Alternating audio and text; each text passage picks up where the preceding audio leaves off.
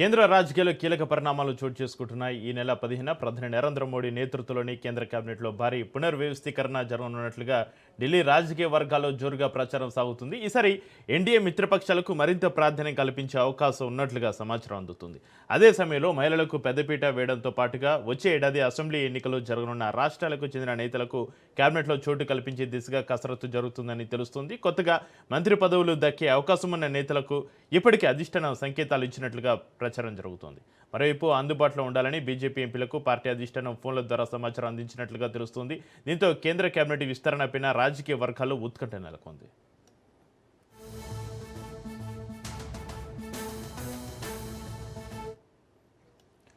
కేంద్ర రాజకీయాల్లో కీలక పరిణామాలు. ఈ నెల 15న ప్రధాని నరేంద్ర మోడీ నేతృత్వంలోని కేంద్ర కేబినెట్లో భారీ పునర్వ్యవస్థీకరణకి సంబంధించి మరింత సమాచారాన్ని మా ప్రతినిధి సైదులు ఫోన్లైన్ అందిస్తారు. సైదులు. చక్రి, ఈ నెల 15వ తారీఖు రోజు ప్రధాన మంత్రి నరేంద్ర మోడీ దూరంలో కేంద్ర కేబినెట్ సమావేశం జరగనుంది. ఈసారి కేబినెట్ లో అనేక మార్పులు చేర్పులు జరిగే అవకాశం అయితే కనిపిస్తుంది. గత కొన్ని రోజుల నుంచి కూడా ఇదే అంశము చర్చనీయాంశంగా మారింది. దేశవ్యాప్తంగా మంత్రివర్గంలో కొందరికి ఉద్వాసన పలికే అవకాశం ఉందని కూడా పెద్ద ఎత్తున వార్తలు వస్తున్నాయి. అందులో భాగంగా చాలా మంది ఈసారి మంత్రివర్గం నుంచి తప్పించే అవకాశం అయితే కనిపిస్తుంది. సో కొత్త వారికి మంత్రివర్గంలోకి చోటు దక్కే అవకాశం అయితే కనిపిస్తుంది. ఎవరెవరికి ప్రాధాన్యత ఇవ్వాలి అనే విషయాలు ఇప్పటికే ప్రధానమంత్రి నరేంద్ర మోడీతో పాటుగా కేంద్ర హోంశాఖ మంత్రి అమిత్ షా, బీజేపీ అధ్యక్షుడు నితిన్ నవీన్ తో పాటుగా కీలక నేతలందరూ కూడా చర్చించి ఒక నిర్ణయం తీసుకున్నారు. సో మంత్రివర్గంలో కొత్తగా అవకాశం దక్కే వారికి ఇప్పటికే సమాచారం ఇచ్చినట్టుగా కూడా మనకైతే సమాచారం అందుతుంది. కాబట్టి వాళ్ళు ఎవరు కూడా బయటికి చెప్పకుండా సో కొత్త వారికి అవకాశం ఎవరికైతే ఇచ్చారో ఇప్పటికే ఆ సమాచారాన్ని ఆయా రాష్ట్రాల ఎంపీలకు సమాచారం ఇచ్చినట్టు తెలుస్తుంది. అయితే మరి చూడాలి, తెలంగాణ రాష్ట్రంలో ఉన్నటువంటి బీజేపీ ఎంపీల్లో భాగంగా ఈసారి ఎవరికి చోటు దక్కుతుంది అనేది కూడా సర్వత్రా ఆసక్తిగా మారింది. ఎందుకంటే కొందరికి ఉద్వాసన పలికే అవకాశం ఉందని కూడా జోరుగా చర్చ జరుగుతుంది. మరొకరికి కొత్తగా అవకాశం ఇస్తారని చెప్పేసి కూడా చర్చ జరుగుతుంది. అయితే ఇస్తారా ఎవరా ఉన్నటువంటి వారిని కొనసాగిస్తారా అనేది కూడా మనకి 15వ తారీఖు రోజు తెలిసే అవకాశం అయితే కనిపిస్తుంది. ప్రస్తుతం అయితే బీజేపీ ఎంపీలు 8 మంది తెలంగాణ రాష్ట్రంలో ఉన్నప్పటికీ ఇద్దరు కేంద్ర మంత్రులుగా ఉన్నారు. ఒకరు కిషన్ రెడ్డి, మరొకరు బండి సంజయ్. కాబట్టి ఇద్దరికి కొనసాగుతారా లేకపోతే కొత్త వారికి అవకాశం ఇస్తారా, ఇస్తే ఎవరికి అవకాశం ఉంటుంది అనేది కూడా కొంత ఆసక్తి.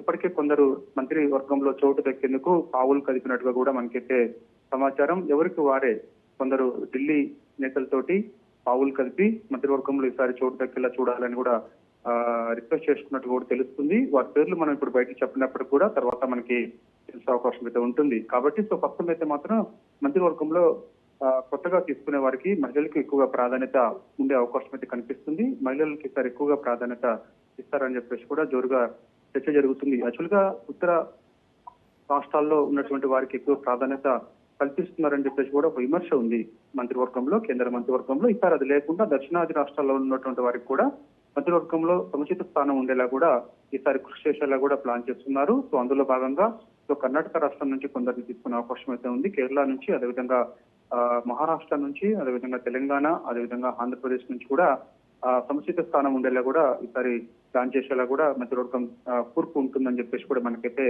సమాచారం అందుతుంది. అయితే ధర్మేంద్ర ప్రధాన్ ఆయన కేంద్ర విద్యాశాఖ మంత్రిగా ఉన్నారు, అందరికీ తెలుసు. సో ఇక నీట్ ఎగ్జామ్ అది పేపర్ లీక్ అంశం ఏదైతే ఉందో అది దేశవ్యాప్తంగా పెద్ద ఎత్తున విమర్శలు వచ్చాయి. కాబట్టి ఆయన రాజీనామా చేయాలని కూడా ప్రధానంగా డిమాండ్ ఎక్కువగా వినిపించింది. సో ఇప్పటికే కొందరు ఢిల్లీలో జంతర్ మంతర్ వద్ద నిరాహార దీక్షలు కూడా చేస్తున్నటువంటి సిచ్యువేషన్ మనందరికీ తెలిసిన విషయమే. కాబట్టి సో ధర్మేంద్ర ప్రధాన్ని తప్పిస్తారని చెప్పేసి కూడా చర్చ జరుగుతుంది. ధర్మేంద్ర ప్రధాన్ని తప్పిస్తారా లేదా అనేది కూడా మనకి ఈ నెల 15వ తారీఖు తెలిసే అవకాశం అయితే కనిపిస్తుంది. కాబట్టి కొందరిని మాత్రమైతే ఈసారి మంత్రివర్గం నుంచి బర్తరఫ్ చేసే అవకాశం అయితే కనిపిస్తుంది. కొత్త వారికి చోటు ఇవ్వాలి కాబట్టి సో వారికి కూడా ఈ విషయాన్ని తెలియపరిచిన తర్వాత సో ఆ విషయాన్ని వాళ్ళని తెలియపరిచిన తర్వాత వారికి నెక్స్ట్ అంటే ఇటు పార్టీలోను అటు ప్రభుత్వంలోనే వారికి ఎవరినైతే బర్తరఫ్ చేస్తారో సో వారికి ప్రాధాన్యత కూడా ఉండేలా కూడా పార్టీ నిర్ణయం తీసుకునే అవకాశం అయితే కనిపిస్తుంది. కాబట్టి కొత్త వారికి మంత్రివర్గంలో చోటు విషయం ఇప్పటికే ఆయా ఎంపీలకు సమాచారం ఇచ్చినట్లు కూడా తెలుస్తుంది. చాలా మంది ఎంపీలు ఆయా రాష్ట్రాల్లో ఉన్నటువంటి ఎంపీలందరూ ఇప్పటికే ఢిల్లీకి వస్తున్నారు. ఢిల్లీలో కొందరు ఇప్పటికే మకాం వేశారు. ఎందుకంటే మంత్రివర్గంలో మంత్రివర్గ కూర్పు ఉండబోతున్న నేపథ్యంలో ఇప్పటికే ఢిల్లీలో చాలా మంది ఇటు ఉత్తరాది రాష్ట్రాలకు చెందినటువంటి ఎంపీలు, అదేవిధంగా దక్షిణాది రాష్ట్రాలకు చెందినటువంటి బీజేపీ ఎంపీలు, ఎన్డీఏ కూటమిలో ఉన్నటువంటి కొందరు ఎంపీలందరూ కూడా ఇప్పటికే ఢిల్లీలో మకాం వేశారు. అయితే ఎన్డీఏ కూటమిలో ఉన్నటువంటి పార్టీలకు సముచిత స్థానం కల్పించాలని చెప్పేసి కూడా ప్రధాని నరేంద్ర మోడీ, హోంశాఖ మంత్రి అమిత్ షాతో పాటుగా రక్షణ శాఖ మంత్రి రాజ్నాథ్ సింగ్, బీజేపీ జాతీయ అధ్యక్షుడు నితిన్ నవీన్ వీళ్ళందరూ కూడా ఆలోచన చేసినట్లుగా కూడా తెలుస్తుంది. ఎన్డీఏ కూటమిలో ఉన్నటువంటి ప్రధాన పార్టీలు ముఖ్యంగా సో ఇటు జనసేన, అదేవిధంగా టీడీపీతో పాటుగా మిగిలిన రాష్ట్రాల్లో ఉన్నటువంటి ఎన్డీఏ కూటమిలో ఉన్నటువంటి మిగిలిన పార్టీలకు కూడా కొందరికి ఈసారి చోటు దక్కే అవకాశం అయితే కనిపిస్తుంది. అదేవిధంగా శాఖల మార్పు కూడా ఉంటుందని చెప్పేసి కూడా అంటున్నారు. చూడాలి, శాఖల మార్పు మరి ఉండే అవకాశం అయితే కనిపిస్తుంది. అంటే రక్షణ శాఖ, హోంశాఖ, సో మిగిలిన కొన్ని కీలకమైనటువంటి శాఖలు మార్పు లేకున్నప్పటికీ మిగిలిన కొన్ని శాఖలు మాత్రం ఖచ్చితంగా మార్పు ఉంటుందని చెప్పేసి అంటున్నారు. చూడాలి, ఆర్థిక శాఖ మంత్రిగా ఉన్నటువంటి నిర్మలా సీతారామన్ కు ఈసారి వేరే శాఖ అప్పగిస్తారని చెప్పేసి కూడా మనకి విశ్వసనీయ సమాచారం. చూడాలి, ఆ విషయం మన 15వ తారీఖు తెలుస్తుంది. ఎందుకంటే ఆమె సమర్థవంతంగా ఆర్థిక శాఖ మంత్రి ఆమె ఆర్థిక శాఖ మంత్రిగా ఉంటూ ఆ శాఖను సమర్థవంతంగా నడిపిస్తుంది కాబట్టి సో ఆమెకి ఈసారి మరి వేరే శాఖ అప్పగిస్తారని చెప్పేసి కూడా అంటున్నారు. మరి అడిషనల్ గా ఇంకొక శాఖ ఇస్తారా లేదంటే అదే కొనసాగిస్తారా తెలియదు, కానీ ఆర్థిక శాఖలో కూడా మార్పు ఉంటుందని చెప్పేసి కూడా జోరుగా చర్చ అయితే జరుగుతుంది. కాబట్టి ఏదేమైనా ఈసారి మాత్రం ఎన్డీఏ కుటుంబంలో ఉన్నటువంటి కొందరి ఎంపీలకు ఈసారి మంత్రివర్గంలో చోటు దక్కే అవకాశం అయితే ఉంది. సో వారందరూ కూడా ఇప్పటికే బీజేపీ నేతలతో అండగా వస్తున్నారు, అదేవిధంగా పావులు కలుపుతున్నారు మంత్రివర్గంలో చోటు దక్కేందుకు. సో తెలంగాణలో మాత్రం కొంత ఆసక్తిగా ఉంది. సో చూడాలి, ఎందుకంటే కొత్త వారికి అవకాశం వస్తుందని చెప్పేసి కూడా పెద్ద ఎత్తున చర్చ జరుగుతుంది. కాబట్టి మరి కొత్త వారికి ఎవరికి అవకాశం వస్తుంది ఏంటి అనేది కూడా చూడాల్సినటువంటి అంశం.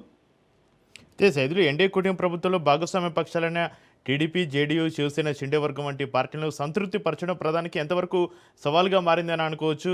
ఈ మార్పులు కూటమి స్థిరత్వాన్ని పెంచుతాయంటారు సైదులు? ఖచ్చితంగా ఈ సవాల్ అనుకోవచ్చు. ఎందుకంటే మహారాష్ట్ర ఎప్పుడు చూసినా కూడా మహారాష్ట్రలో కీలకమైనటువంటి పరిణామాలు చోటు చేసుకుంటూ ఉంటాయి. కాబట్టి అదేవిధంగా కర్ణాటక రాష్ట్రంలో కూడా మనకి మరో ఇంకొక రెండు సంవత్సరాల తర్వాత మనకు అక్కడ ఎలక్షన్స్ కూడా జరిగే అవకాశం ఉంటుంది. సో ఈ రెండు రాష్ట్రాలను కూడా ప్రాధాన్యతగా తీసుకునే అవకాశం అయితే కనిపిస్తుంది. మహారాష్ట్రలో కూడా ఇప్పుడు శివసేన షిండే వర్గానికి సంబంధించి సముచిత స్థానం ఉండాలని చెప్పేసి కూడా పెద్ద ఎత్తున చర్చ జరుగుతుంది. కాబట్టి ఇప్పటికే కొన్ని డిమాండ్స్ బీజేపీ ముందు పెట్టినట్టు కూడా మనకైతే సమాచారం. కాబట్టి శివసేన షిండే వర్గం ఎవరుతున్నారో ఆ ఎంపీలకు సరి మంత్రివర్గంలో చోటు దక్కే అవకాశం అయితే కనిపిస్తుంది. ఎందుకంటే ఇప్పటికే అక్కడ రెండుగా చీలిపోయినటువంటి, ఒకటి ఉద్ధవ్ ఠాక్రే షిండే వర్గం, రెండుగా శివసేన చీలిక జరిగింది. కాబట్టి సో షిండే వర్గానికి ఇప్పుడు మంత్రివర్గంలో సముచిత స్థానం కల్పిస్తే రానున్న రోజులలో అది బీజేపీకి మంచి అనుకూలమైనటువంటి వాతావరణం అక్కడ ఉండే అవకాశం ఉందని చెప్పేసి కూడా పార్టీ ఆలోచన చేసినట్టు తెలుస్తుంది. ఎందుకంటే మహారాష్ట్ర రాజకీయాలు ఎప్పుడు ఎలాంటి టర్న్ తీసుకుంటాయో తెలియదు. కాబట్టి సో ప్రస్తుతం ఉన్నటువంటి అక్కడ మంచి వాతావరణం అక్కడ ఉంది. కాబట్టి షిండే వర్గం బీజేపీకి మద్దతు ఇస్తూ వస్తుంది. కాబట్టి సో ప్రభుత్వంలో ఉన్నటువంటి నిర్ణయాలు అవన్నీ కూడా సానుకూలంగా నిర్ణయాలు తీసుకొని ముందుకు వెళ్తున్నారు. కాబట్టి సో ఇప్పుడు ఉన్నటువంటి వాతావరణం కొనసాగేలా కూడా షిండే వర్గంలో కొంతమంది ఎంపీలకు మంత్రివర్గంలో చోటు దక్కుతుందని చెప్పేసి కూడా చాలా మంది ఆశాభావం చేస్తున్నటువంటి పరిస్థితి కనిపిస్తుంది. కాబట్టి ఎవరెవరికి చోటు దక్కుతుంది, అసలు ఎవరెవరికి ప్రాధాన్యత ఇవ్వాలి అనేది ఒక భాగం అయితే, దాంతో పాటుగా మహిళలకు ముఖ్యంగా ప్రాధాన్యత ఇవ్వాలో కూడా చూస్తున్నారు. కాబట్టి మరి కొంతమంది మహిళలకు ప్రత్యేకించి మంత్రివర్గంలో చోటు దక్కే అవకాశం అయితే కనిపిస్తుంది. Chakri. Right, thank you Saidulu.